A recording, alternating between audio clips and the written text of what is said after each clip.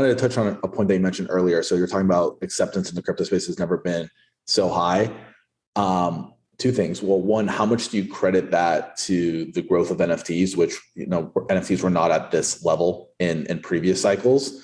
And then on the other point, how do you see the NFT market handling this bear market? Because tell me if you disagree, but I generally think this is the first full cycle for NFTs where they really had like this immense run up, and then we're kind of trying to see where things go next. And there's also a different liquidity component compared to just tokens, right? So what are your general thoughts on that? I think you're correct. And this will definitely be the first cycle for NFTs. I think this is going to be a more brutal cycle for NFTs than it's going to be for crypto broadly. And that's because it's the first time we had it, right? So this is going to be more like ICO type pop for NFTs. And that means you're going to see 95% or 99% drawdowns on these alternative NFT projects, right? So like, your blue chips they'll probably have 80% drawdowns, right? But your more speculative NFT projects, you're going to see 95% to plus drawdowns on those companies and those valuations for those projects. So I think that's coming for NFTs. To their credit, though, I think NFTs helped convince another huge chunk of the population that, guess what? There's undeniable utility for crypto and blockchain, right? And so that's part of that long-term investment thesis. So what NFTs did, and I also think stablecoins are doing this so NFTs really helped the creative and the artist class say, oh, guess what? I can use crypto. Like This is here to stay. It is fundamentally changing how I can monetize my the people that I'm trying to reach, right, for artists and creators. And so they're on board 100%. They don't care what happens in the market. Like artists don't care what's happening in the crypto market at all for what their project is that they're trying to create something. They're going to create it regardless. And this is just going to be a new distribution channel for them. And they're fully convinced. So that's huge. Artists and entertainers and all that are on board forever. I think stablecoins did a similar thing for regulators. Now they get a lot more regulation to go through, but stablecoins it's breaking through in banking. I mean, you've seen Tether, settle with New York State or whatever, and you see them now having more than half the reserves or treasuries or something. They're go look that up and confirm it, but they're moving more and more legit. So stable coins are now becoming a part of the banking system. I think that's another huge cohort of people where there are now bankers who say this is going to save us and our customers tons of money. So 100% we're going to be doing that. That's another huge cohort and the stablecoin market went from 1 billion to 100 billion plus. So NFTs and stablecoins are the two things that have really just undeniable utility that people who are experts in those fields feel that there's undeniable utility.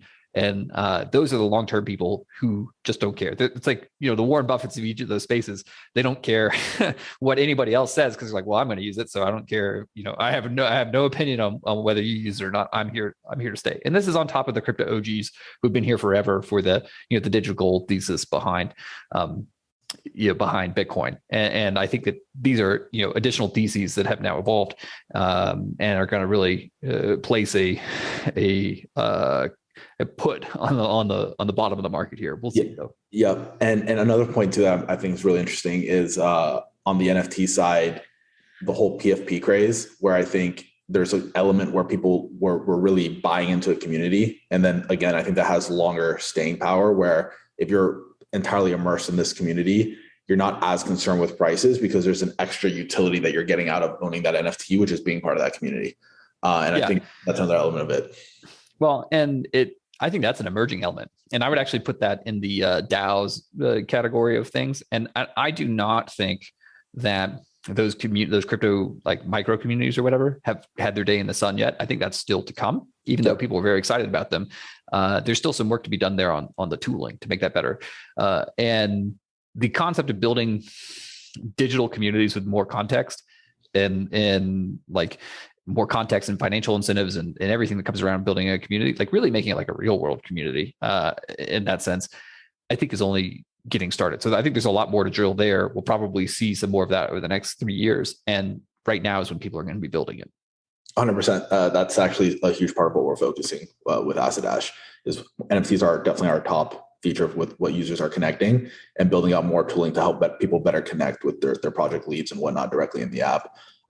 Personally, I'm extremely bullish on that sector because as we go more digital, you're going to start seeing communities pop up for different things. And then your NFT is basically your digital membership, right? And I'm very bullish on that concept overall. Now I definitely want to move over to the Luna thing. We haven't had a chance to talk about this yet. So everyone wants to. So like, the two hot topics in crypto are like, what do you think about Elon Musk being a crazy person, right? And then and then the other hot topic is, what do you think about Luna? So Luna, listen, I have always had a problem with projects calling themselves stablecoins when and then I have an additional problem if you try to call yourself like a euro stablecoin or a dollar stablecoin. I mean, first of all, I think you should be a dollar if you're calling yourself a dollar, right? And I think that the U.S. government has invested 100 years in building the brand for the US dollar, right? And the euro has invested 30 years in building a brand for the euro, and the same thing with the yen, right? And all these countries have invested a lot of money in building the brand behind their assets. And it's so confusing for consumers that consumers think if it's it's a dollar, right? And so if if someone else came up on the started selling Coca-Cola, right, and it wasn't like they literally just made some soda and then put a Coca-Cola label on it, and they said like Coca-Cola, blockchain Coca-Cola or whatever, like Coca-Cola would still be angry at them. They'd be pissed, right? Because it doesn't matter if you call it blockchain Coca-Cola. It's like you're still calling it Coca-Cola. So I think that I would just say for projects out there, if you do not have a dollar in the bank for your dollar stablecoin project, I don't think you should call yourself a dollar. And one of the projects out there that I'll give a shout out to is Rye from Reflexer Labs, right? And they tried to make a stablecoin, and it's like 3.14 cents or something. So it's like pi, right? So they tried to make it so it's not actually it's not a dollar, and they never claimed to be a dollar. And I think that was much more honest for people who were interested in trying out some of these algorithmic stablecoins. And it's tough though, because I know that people want to peg everything to the dollar because that's what most things are priced in. It's easy for consumers. At the same time, though, I think you're hiding a lot of the complexity, and these things are complex financial products. So my take on the Luna situation is they were essentially running a unregulated money market account where they took on extreme leverage in order, and in some sense, we're kind of acting almost as like a bank, with like 10x leverage on their assets for issuing those supposedly dollar-linked stablecoins, and they blew up, right? And they blew up because a hedge fund attacked them and put them out of business. And there's a reason why these money market funds are regulated in the U.S. They have to be backed 1-to-1, and they have to have certain asset ratios and all sorts of stuff. And it's because you can have a speculative attack on your funds, if you have them in assets that may at some point in time not be priced because there's a run on the market. And that's exactly what happened to Luna. That was a smart thing to try. I think people should continue to try building different versions of these projects, but I think they need to be careful on how they advertise and market them. They need to be careful about the scale at which they try to execute them in, and they need to be much more honest about disclosures around the reserves and everything like that. So the fact that it was so opaque, I think, is super bad. The fact that they tried to market themselves as a dollar to consumers, which was not, it's just not true.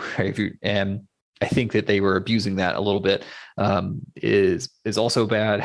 And I'm very sad for all the people who lost a lot of monny on that. And it seems there's a lot of irresponsible parties in that. But for everyone who lost money, I feel you, and we're still to see what's going to happen with that.